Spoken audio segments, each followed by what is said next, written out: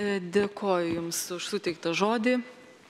Klausimą norėčiau pateikti sveikatos ministrei dėl psichikos ligų įrašymo į sveikatą, nepriklausomai kokioje įstaigoje gydaisi. Tai tarsi suprantamas noras, visi gydantis gydytojai būtų informuoti apie paciento ligas, tame tarpe neišskiriant ir psichikos susirgymų. Čia gan svarbus pavyzdys matyti, kalbant apie būsimas mamas, kurių gydytojai kitas įgydantis nežino apie esantį susirgymą, depresiją ir vėliau negali įvertinti ir suteikti pagalbos. Tačiau yra tokia tiesa, kad vis dėlto išlieka stigma visuomenėje ir daug apribojimų, kuriuos sąlygoja diagnozė su raidele F. Tai daugumos liudijimai dabar visuomenėje jūs girdite greičiausiai, kad būtent kreipėsi į gydytojus todėl, kad turėjo užtikrintą anonimiškumą.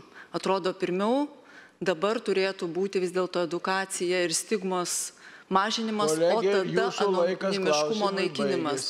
Ministre, koks jūsų planas vis dėlto?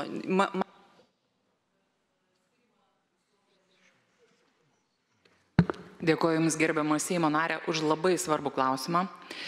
Noriu pasakyti, kad šita iniciatyva e-sveikatos sistemoje sukurti pirmiausia psichikos sveikatai skirtą posistemę yra labai svarbi. Pirmas žingsnis ir pirma žinutė visiems, kurie žiūri, klauso ir Jums taip pat. Psichikos sveikatos sutrikimai yra lygiai tokie patys sutrikimai, kaip ir kiti jautrus pažeidžiami sutrikimai.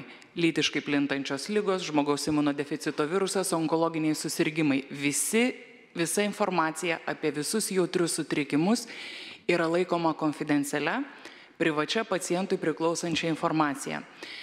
Noriu pasakyti, kad šitos posistemės atsiradimas yra svarbus ir stigmos, ir dar svarbiau diskriminacijos mažinimui dėl psichikos sutrikimų.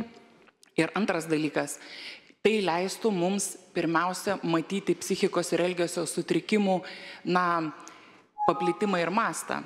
Nes formuodami paslaugas, plėtodami paslaugas, mes turime turėti duomenis. Tai e-sveikatoje atsiradusi posistemė mums leis matyti realesnį vaizdą. Lietuvoje mes turim psichikos elgesio sutrikimų 12%, Europoje eina kalba apie 1 iš 3 žmonių.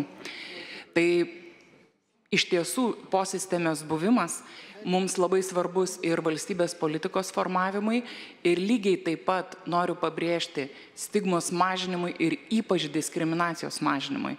Kuo labiau mes ypatingą psichikos sutrikimų diagnostiką ir patologiją laikysime, tuo labiau ji ir bus visuomeniai ypatinga. Noriu pabrėžti, tai yra ligos, kurios turi būti gydomos, sutrikimai, kurie turi būti gydomi, bet jie yra tokie patys kaip ir bet kurie kiti sutrikimai. Dar noriu pasakyti, kad posistemė yra absoliučiai riboto prieinamumo, prie jos prieis tik pats pacientas, diagnozę nustatantis gydytojas ir šeimos gydytojas.